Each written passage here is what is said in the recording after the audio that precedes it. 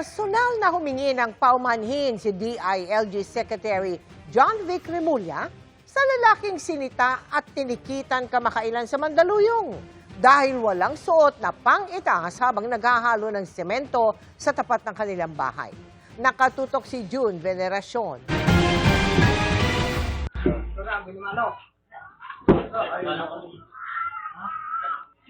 Sino ba naman ang hindi magugulat kung ang sisita sa'yo ay isang pulutong ng mga tauhan ng barangay na may mga kasama pang pulis na may mahabang armas. Ganong wala ka lang suot pang itaas. Ganyan ang naranasan ni Johnny Langkino nitong Biyernes nang hulihin siya habang naghahalo ng semento sa labas ng kanilang bahay sa barangay Addition Hills, Mandaluyong City. Nag-viral ang kanyang kwento na nagbigay bahid sa Safer Cities Initiative ng gobyerno. Aminado sa Interior Secretary John Vic Remulla na mali ang nangyari, kaya siya na ang pumunta sa bahay nila Langkino. Kasalanan ko kasi yan, kasi hindi ko na klaro sa kanila kung ano talaga ang mga patakaran. Hindi naman po kami against talaga doon. Yung nag-react lang po talaga ako kasi nga po, bakit kumbaga, dapat po warning po muna talaga, di ba? So, ticket po kasi agad. Pero sir, nagpapasalamat talaga kami kasi napansin mo yung reklamo ko. At bumaba po kayo dito para humingi po ng personal na sorry sa amin. Personal na humingi ng paumanhin si Remulla kay Langkino at kanyang asawa. Tinanggap man ito ng pamilya. Gusto pa rin nilang magkaliwanagan kung ano-ano ang pwede at ano ang hindi. I-revise nyo naman po yung ano.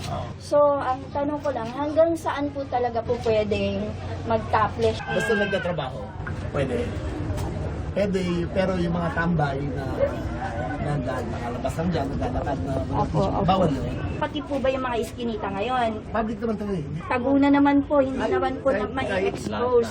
So, yun na po yung pinaka-ano ngayon lahat. Basta sa labas, kahit magsando naman, magsando lang. So, kailangan po paglabas po talaga ng bahay or paglabas lang po ng pintuan, kailangan nakasuot na po. Ano ba ang ginagawa mo rito? Ba't naghahalo ng semento?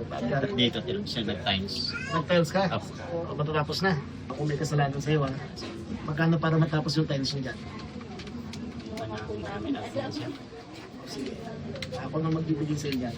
Si Remulla na rin ang sumagot sa 500 pesos na multa ni Langkino na unang inabonohan ng kanilang kapitan ng barangay. Kawawa naman dahil sabi ko bigyan na natin ng kung magkano yung amount. Dahil sabi ko nagtatrabaho lang naman din yung tao. Magandang araw po.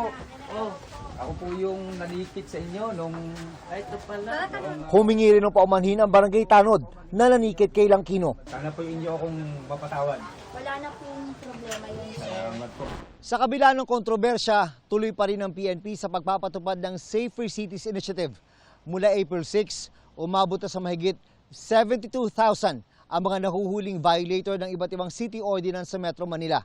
Gaya ng paglabas ng bahay na walang suot na damit pang itaas at inuman sa kalye. Dapat maging compassionate at of course we exercise common sense in the implementation ordinances na June Veneracion, Nakatutok, 24 Oras.